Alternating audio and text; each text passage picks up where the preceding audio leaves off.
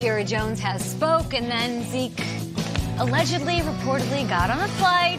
Where did he go? We'll tell you. The drama is continuing. We're following it all morning long on GMFB Live in New York City, Tuesday, July 30th. My name's Kay. Nate Burleson, what up? What up, what up, Kay? Mike Garofolo, you look like you just came back from Cabo or something. Yeah. Zeke and I are hanging out together. Look at cinnamon. Yeah. Oh, did I just ruin it? The cinnamon challenge right there. You're nice in the what? The cinnamon challenge. He looks good. It's a nice tan. Very true. KB, what's popping, baby? Hey, all day, every day. Let's go. I'm doing this in a bun challenge. It's great. Okay, that's what I'm talking about. I can tell by your body. All right, listen, we have a great show, so don't you guys go anywhere. The Saints went marching into camp, but all-pro wide receiver Michael Thomas, he was a no-show.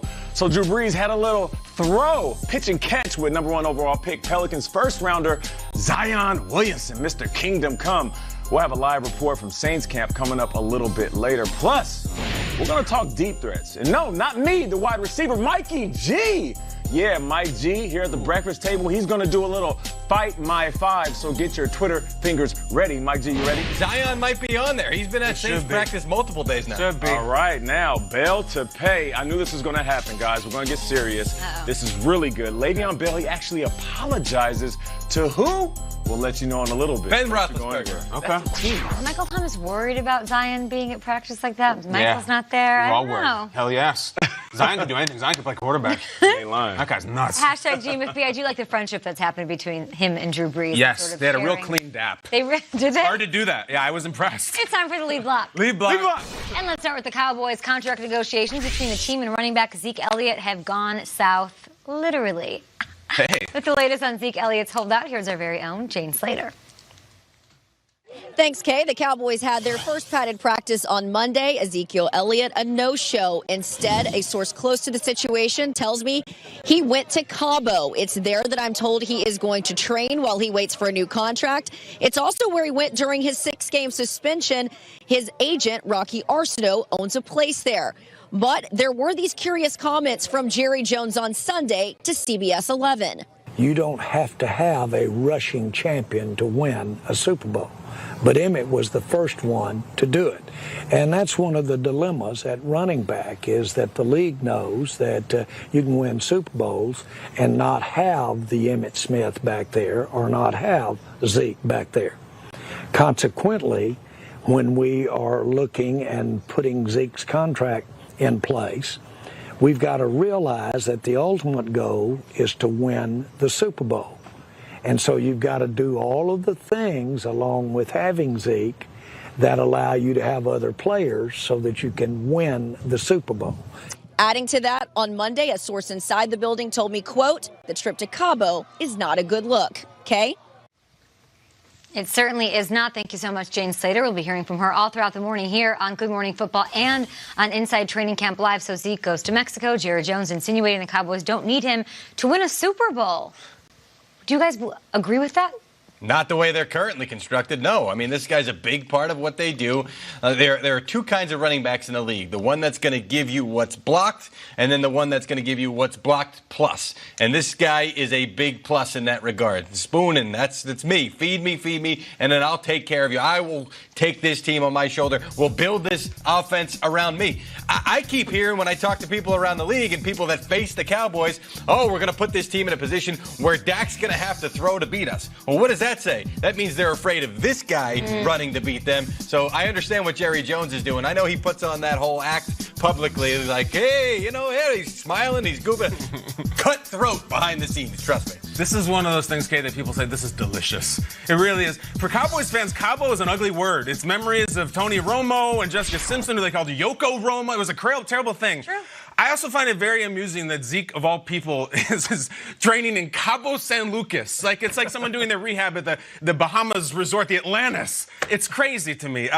But Jerry's in his element. Now, Jerry may have delegated some of the personnel stuff recently in the last few years. This is what he does. The sound bites, the drama, and him saying this, these comments are like when you're fighting with your girlfriend or boyfriend and go on Facebook and post like, having my best life, and it's a picture of your toes on the beach. That is what this is. Everything is cool. But the whole thing about not winning a Super Bowl with the leading rusher, All those teams did not have a 4th overall pick at running back. They didn't have 3 first-round linemen. This whole team is constructed for the star running back. He is the lead singer. Some bands, you don't need the lead singer to go see, and the music's great.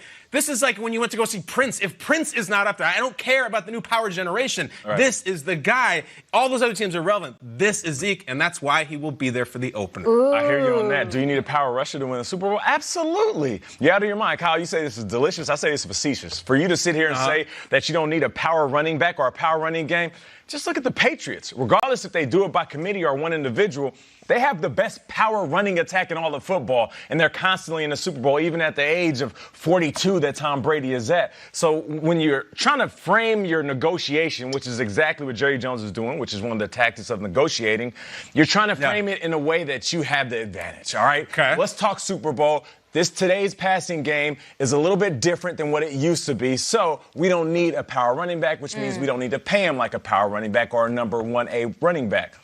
But the thing about Zeke is, another negotiating tactic is, use timing to your advantage. Okay. Right now, the timing is perfect.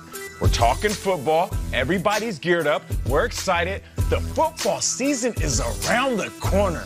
And Zeke says, I'm going to take a flight where people go to spring break. So, yes, the timing is perfect for Zeke. And I get what Jerry Jones is saying, but he's absolutely wrong. I would say to the question of can they win a Super Bowl without him, if I'm allowed to play devil's advocate here at the table, you all are saying no, they cannot win a Super Bowl without their star running back. And you mentioned rushing attack. Well, if you look back at history, the last Super Bowl winning team to have a feature running back, look at the list right now. Sony Michel, these are Super Bowl winners. LeGarrette Blount, Ronnie Hillman, they won a Super Bowl with him. Jonas Gray was a top rusher. This is all just the last 5 seasons. To me, teams win championships, not running backs. Marshawn Lynch, the last running back to finish in the top 5 and lead his team to a Super Bowl. Listen, Zeke's been there for 3 years. He's had the rushing title 2 of those 3 years. Have they won a Super Bowl with Zeke? Negative. They certainly haven't. Dak would have to play out of his mind because then you look at Marshawn Lynch and you look at what they had. One of the best defenses of all time, and Russell Wilson, who is not Dak Prescott. But I will say this. If the Eagles can win a Super Bowl without Carson Wentz on that season that he was on and that campaign, and they win one with Nick Foles, then yes, this team, the Cowboys, can win a Super Bowl without Zeke Elliott. Oh. Yes. That was a miracle run the Eagles We've seen went on. other running backs have success behind this offensive line. I understand what a star he is. I understand they have a better chance with him. But to say that it can't be done when history and all of those facts say the opposite, it's just good to put that out there because that's what the Cowboys are going to be arguing, right? Sure. And they're also going to say, go look at what happened to Gurley. And then Zeke's going to say, yeah, go look what happened to Gurley. They're all using that as the narrative for both of their arguments. If Dak plays like an MVP, anything is possible. And anything is possible in this drama, too, because another negotiating tactic is you go hook up with one of your exes. And sure enough, right on cue, Ian Rappaport reports late last night, what do the Cowboys do? Oh, let's reach out to free agent running back Alfred Morris. Let's agree to terms on a new deal. Mike, it's perfect. It's the chess move. What can you tell us about this? I can tell you Alfred Morris is a tremendous guy, a nice little piece to add to your roster. Tremendous guy? Tremendous guy. He's a good person. Okay. He's a decent player. Ezekiel Elliott's not shaking in the sand right now thinking about Alfred Morris. I'm sorry. He's just not. Remember I talked to you about the 2 different kinds of running backs? This is the first kind of running back. Alfred Morris is going to get you what's blocked. He's going to do a nice job. He's not going to make people miss. He's not going to run people over.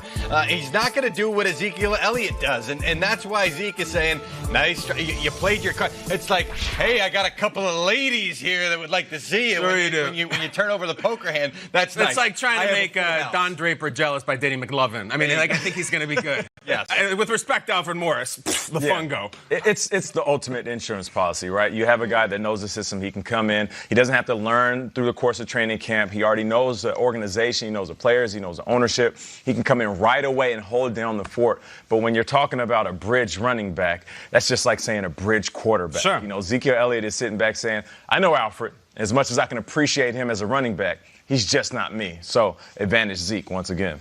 Listen, it's 1-800 running backs. We've been talking about it. Their operators are standing by. Jay Ajayi, Jeremy Hill, all these guys. Morris was one of them. He's a 30-year-old running back. Guys, they have a game in 10 days. They got to get somebody in there. They had 4 running backs yesterday in practice. Their career yards total between the 4 of them was 16. So they got to get somebody in here. I don't think this is going to move. Is that true? Yes, 16 yards for their whole career of everybody. And if Zeke is there in the vicinity of Cabo Wabo doing whatever he's doing, I don't know if this is the move that's going to get him back. That does play into your talk about power, timing, leverage, the fact that the depth at running back on this squad is not really in favor of what the Cowboys are trying to argue here right now. Much more on Zeke Elliott. We are on Zeke Watch all day long. We're also live with the Bears. Eddie Jackson makes an appearance on the top 100 list. We're going